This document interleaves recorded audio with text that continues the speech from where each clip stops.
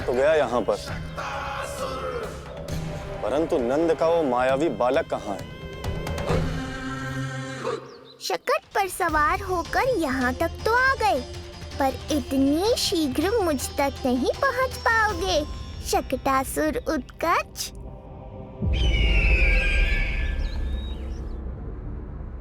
क्या हुआ स्वामी? कैसा स्वर था वो? देवकी, ऐसा लगा जैसे कोई हमारी गुप्तचरी कर रहा है।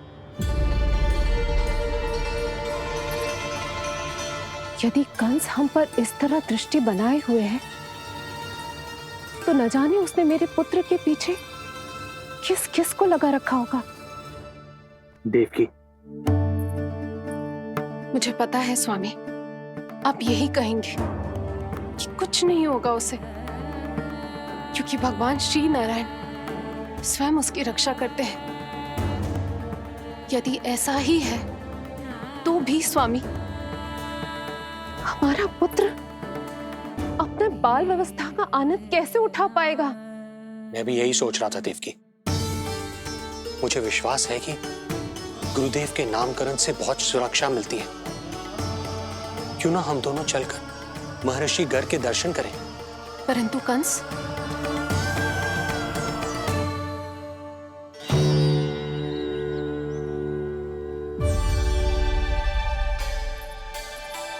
काका, ये फूल नंदाला के लिए है। जी बेटिया। तो लाओ, ये मुझे दे दो, मैं नंदाला के घर जा रही हूँ। जहाँ इच्छा विकट होती है, वहाँ झट से मार्ग मिल जाता है।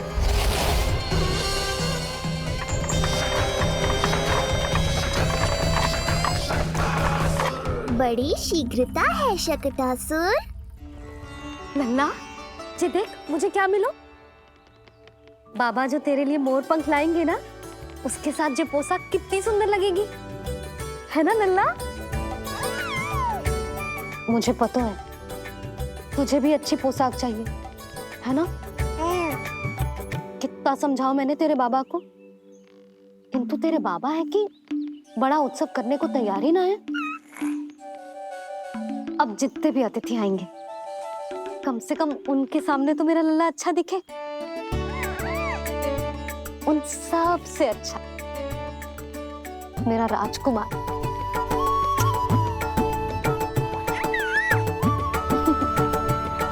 एक अतिथि ऐसा भी है मैया, जो बिना बुलाए ही आने का प्रयास कर रहा है, पर इतनी शीघ्र नहीं आने दूंगा मैं उसे।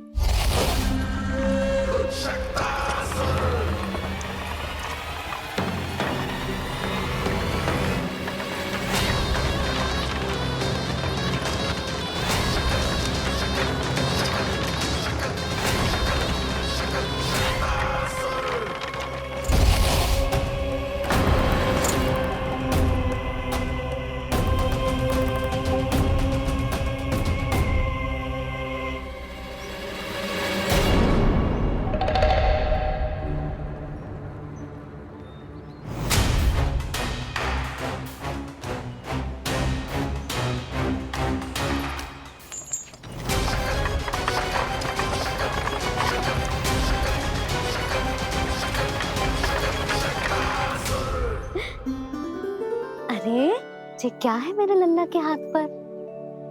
पलक है। अब जो चाहिए उसकी प्रार्थना कर और फूंक मार के उड़ा दे। रुक जा, मैं तेरे लिए प्रार्थना करती हूँ।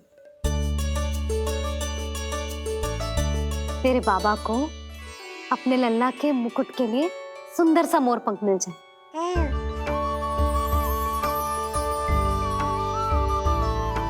अब अपने मुंह में हवा भर दे, कैसे,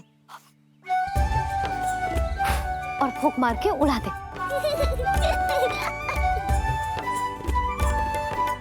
फूंक मारना लल्ला, कभी तो अपनी मैया की कहीं मान ले। मारते फूंक। बस इतनी सी बात मैया, अभी लो।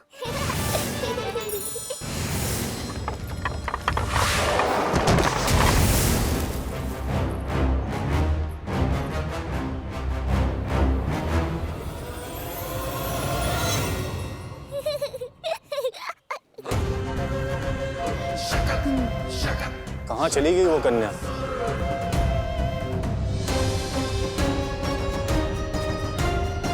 लगता है कहीं आसपास ही है नंद का घर। भाभी ये कहाँ रखना है? जा उधर रख दे। हाँ।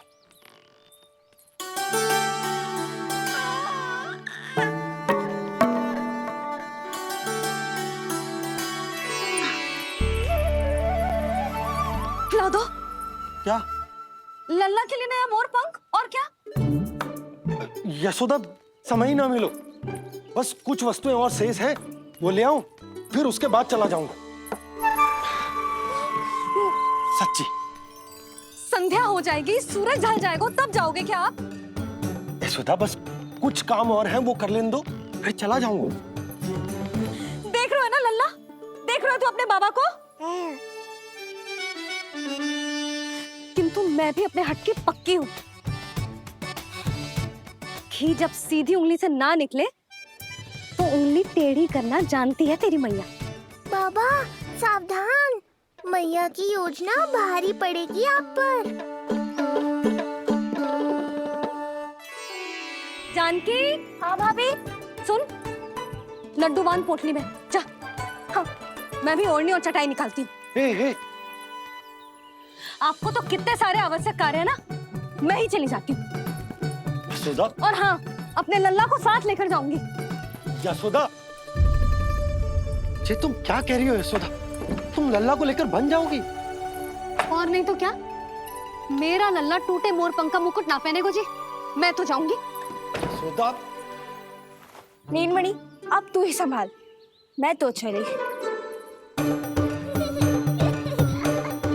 और ये लड्डू, चटाई, ओढ़नी, ये सब क्या है? तो आपको क्या लगता है, मैं भूमि पे बैठूंगी वन में, या फिर जब तक मोर पंख ना मिलेगा भूखे रहूंगी? यशोदा, तुम नीलमणि को लेकर बन बन भटकोगी।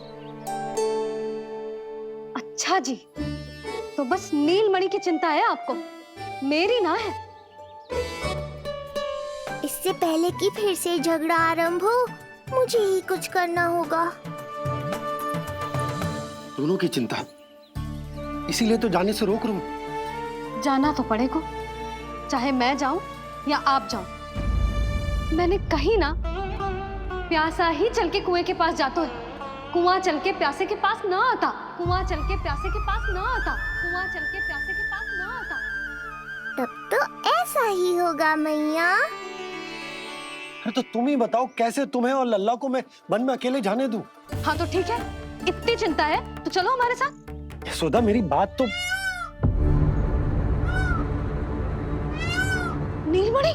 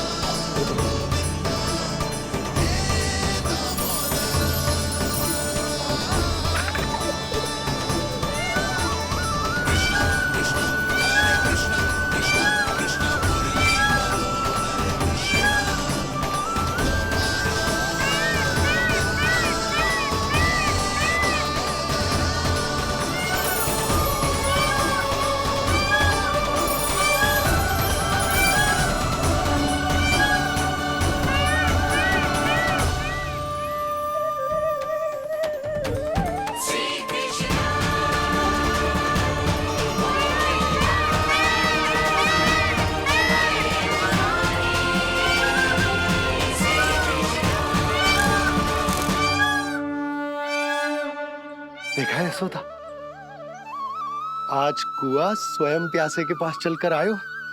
ऐसा प्रतीत हो रहा है मानो संसार के सारे मोर हमारे लल्ला के दर्शन के लिए आतुर हो।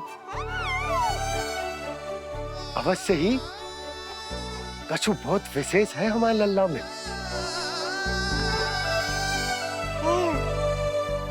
ये तो जो आप आलस कर रहे थे ना वन जाने के लिए, इसी कारण से नारायण ने सहायता की है हमारी। और कुछ भी उल्टा सीधा बोल के दृष्टि मत लगाओ। हमारा लल्ला कोई विशेष ना है, ये तो सामान्य सा प्यारा सा लल्ला है मेरा।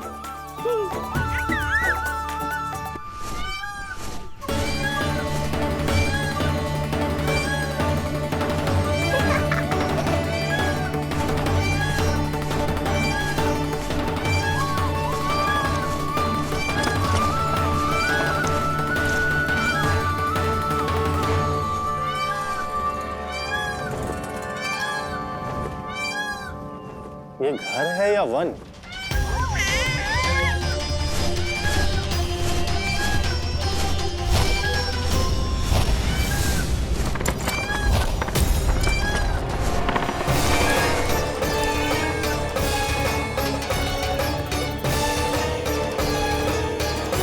अभी तक तो गोकुल का एक ही चक्कर काटा है उत्कर्ष। पूरी रात चक्कर लगाते रह जाओगे, पर ना मेरा घर मिलेगा तुम्हें और ना ही मैं।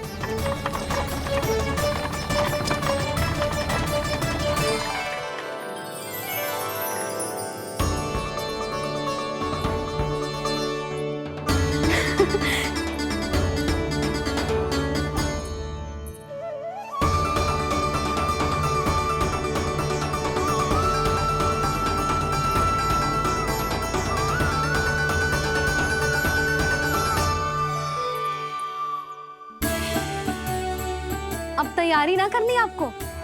हाँ, तो जाओ अपने सारे कार्य निपटाओ।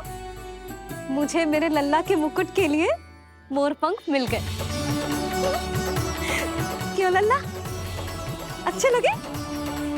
यहाँ मैया जितनी प्रसन्न है, बाहर वो बिन बुलाए आती थी उतना ही दुखी है।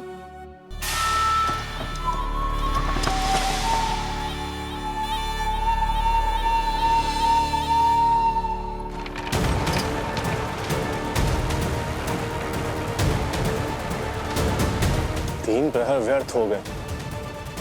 न जाने कब मिलेगा नंद का घर।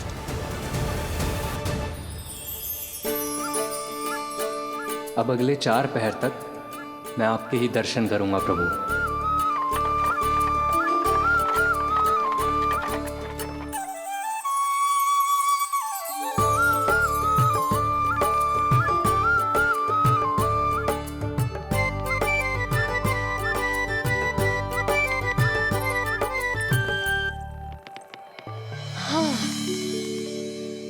सारी तैयारी हो गई लल्ला, तेरा नया मुकुट भी बन गया। अब मैं चैन से सोऊंगी और तू भी पूरी रात अच्छे से सोना, समझ आई? चल सो जा।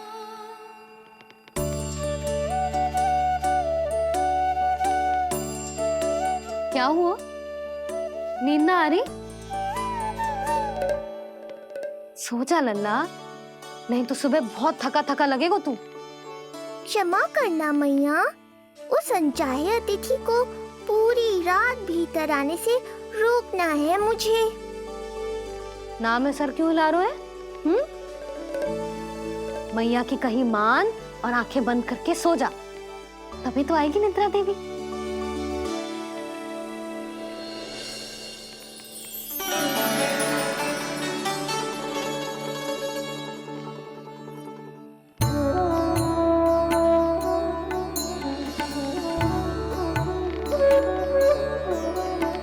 प्रभु, मैया की आज्ञा मान लीजिए ना। निद्रा देवी? प्रभु, प्रतिदिन मैं इसी आशा में आती हूँ कि आप मुझे स्वयं में लीन होने देंगे और सच में सो जाएंगे, पर प्रतिदिन मुझे निराश होकर वापस लौटना पड़ता है। प्रभु, आपने तो सबको कुछ ना कुछ दिया है, मुझे स्वयं में लीन होने का सौभाग्य कब देंगे? आज रात ये संभव नहीं है निद्रा देवी, पर मैं वचन देता हूँ कल रात में आपकी इच्छा अवश्य पूर्ण करूँगा।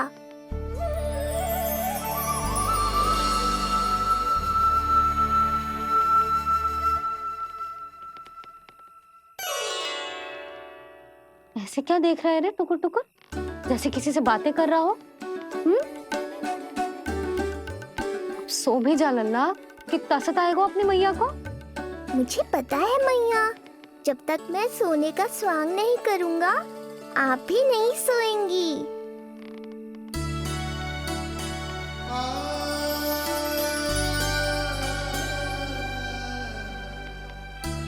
मेरा प्यारा लल्ला।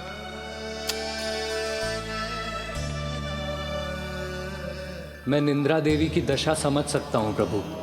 अमावस्या की रात जब मैं आपके दर्शन नहीं कर पाता, मैं भी बिल्कुल ऐसा ही अनुभव करता हूँ प्रभु।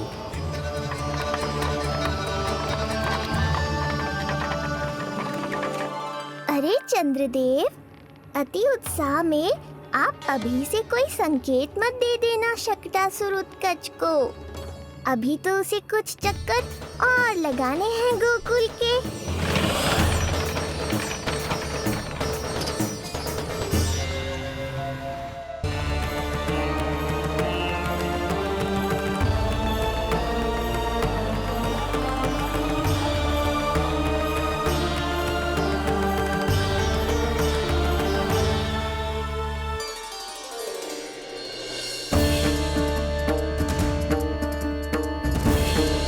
चंद्रदेव, आपका समय पूरा हुआ, अब मेरी बारी है।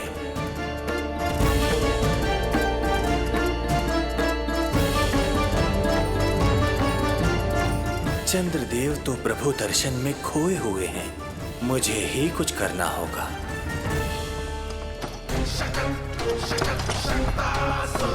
पिछले 7 प्रहर से लगभग 7 चक्कर लगा चुका हूँ गोकुल के। कहाँ है वो बालक और उसका घर? कैसे मिलेगा कोई संकेत? अब इसे संकेत देने का समय आ गया है।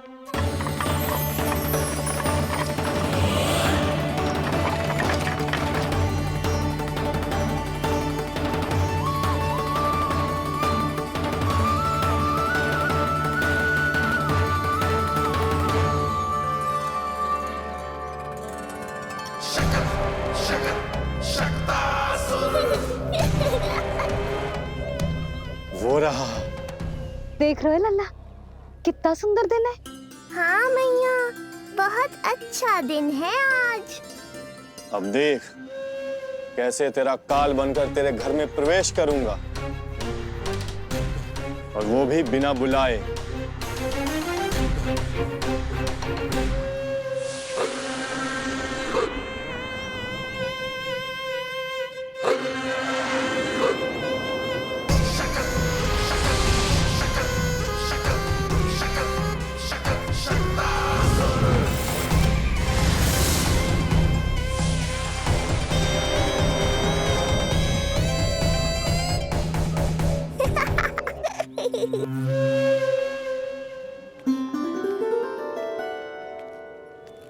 बड़ा आनंद आएगा जब नंद भवन की प्रसन्नता दुख में बदल जाएगी,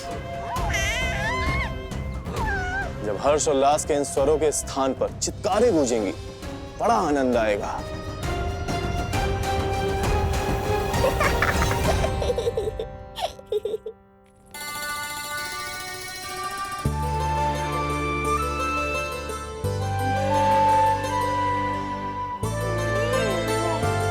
यशोदा, मैंने कही थी ना बड़ा उत्सव ना करेंगे, फिर भी तुमने सभी को बुला लिया।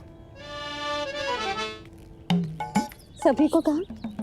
केवल निकट के मित्र संबंधी और अपनी सहेलियों को ही तो बुलाओ है। केवल निकट संबंधियों को? ये तो पूरा का पूरा गांव आया है। तनिक निकट से देखता हूं, पता तो चले इस बालक में ऐसा विशेष क्या है जो इसके प्राण लेने के लिए मुझे आना पड़ा। इतनी भी शीघ्रता क्या है उत्कच? प्राण देने में भी धैर्य नहीं है।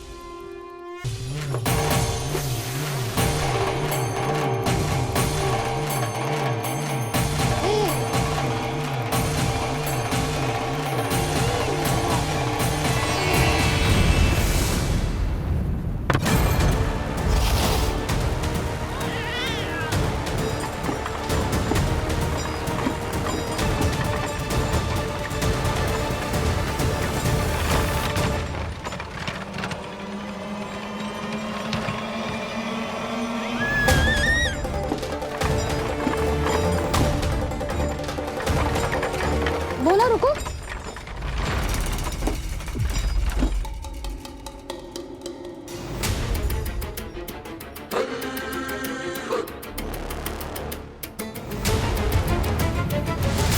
मैंने पहले ही कहा था, शकट से तुम्हारा बहुत गहरा नाता जुड़ने वाला है। शकटासुर उत्कच। सुनो जी, उत्सव आरंभ होने को है, सब अतिथि आ गए। ये दोनों इतना सारा सामान लेके भीतर कहाँ चले आ रहे हैं? भोला बंसी, गाड़ी पीछे की ओर लेकर जाओ, अभी इनको उतारने का समय ना है।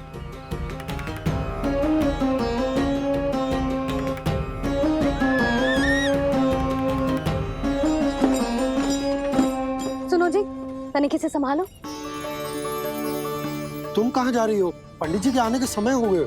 रोहिणी जीजी को तो बुला लो। आई।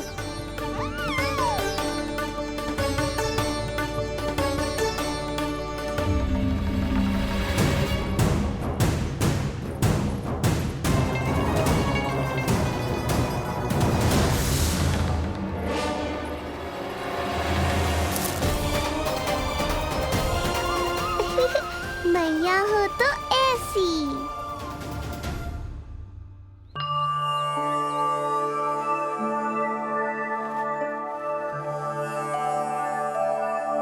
आज तुम्हारे छोटे भाई की जन्म नक्षत्र पूजा और उत्सव है, किंतु मुझे क्षमा करना पुत्र, चाहते हुए भी तुम्हें वहां नहीं ले जा सकती। तुम्हारी सुरक्षा के लिए तुम्हारे पिताजी ने ये आदेश दिया था कि मैं तुम्हें सारे जग से छुपा कर रखूं, किंतु आज तुम्हारे जन्म के बाद इतना समय बीत गया है और तुम अब तक। मैं ये नहीं जानती पुत्र, तुम्हारे अस्तित्व की घोषणा करना, तुम्हें सबके सामने लाना उचित होगा या नहीं, किंतु मैं अवश्य जानती हूँ कि तुम्हें इस घर के भीतर यूं बंद करके रखना मेरे हृदय को चीर देता है।